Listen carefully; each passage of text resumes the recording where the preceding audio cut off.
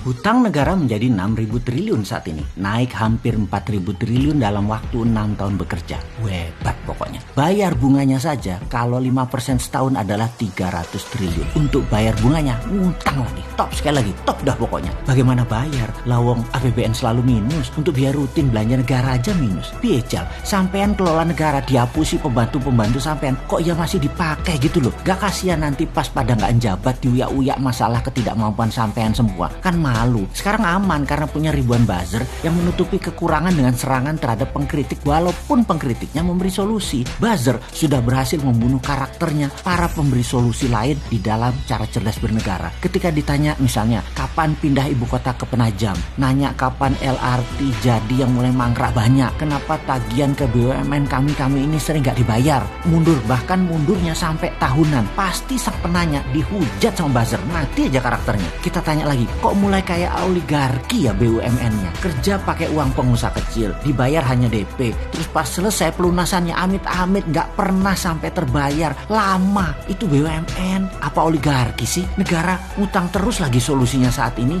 di dalam APBN. Lalu supaya gak ngutang, mulai ada wakaf tunai berbungkus syariah, dan yang jadi pengurus syariah adalah mereka yang dekat istana yang akan digadang jualan dirinya untuk bisa jadi presiden di 2024. Yang tujuannya adalah siapapun pejabat saat ini nantinya di tahun 2024 ketika nggak menjabat, di mana temennya nanti yang menjabat, mendaratnya supaya mulus atau soft landing. Jadi ketika tidak menjabat nanti hidup mereka enak, supaya kegagalan masa lalu di cover sama pejabat nanti yang memang orangnya mereka juga. Jadi sudah harus didesain walaupun masih 4 tahun lagi siapa nanti calon pengganti mereka. Seru ya. Dan mulailah dengan menggunakan pencitraan wakaf tunai dan syariah dan pengurus-pengurus, yaitu lihat yang digadang saat ini adalah yang selalu dapat pekerjaan berlapis-lapis agar terlihat berprestasi dengan berbagai fasilitas. Dalam hal wakaf tunai, ekonomi syariah, nama Erik, Sri Mulyani, Puan dimainkan. Lalu nama pejabat seperti Erlangga dan beberapa pemain lain adalah mereka yang akan digadang-gadang di 2024. Ini semua dikaryakan. Ini bagi rakyat. Banyak yang tanya, mau kerja untuk rakyat atau promosi dirinya? Kalau Bosman Sontoloyo memang promosi, menjual konsep bernegara yang disebut Mardigunation dan konsep ekonomi yang bernama Mardigunomic, menantang siapapun di tahun 2024 yang akan jadi pemimpin bangsa ini. Yuk duel platform bernegara. Apa Bosman Sontoloyo mau jadi presiden?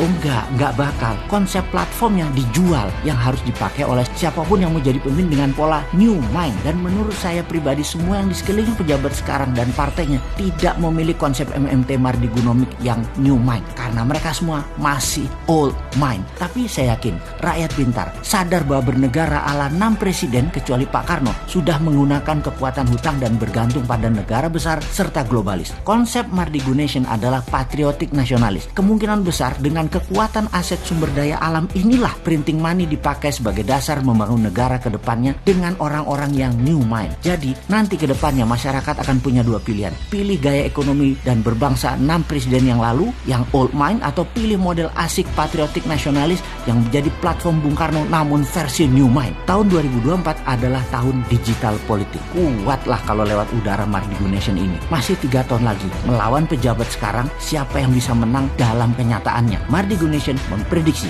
ekonomi syariah, wakaf tunai, BUMNisasi, SWF versi ngutang yang sekarang digarap tidak akan membuat ekonomi terbang, bahkan tidak akan membuat Indonesia menjadi berdaulat. Bukan pesimis, bukan ngeledek, tapi karena orangnya ya dia lagi, otaknya old mind dan grand plan-nya tidak membumi. Wah, salam dah.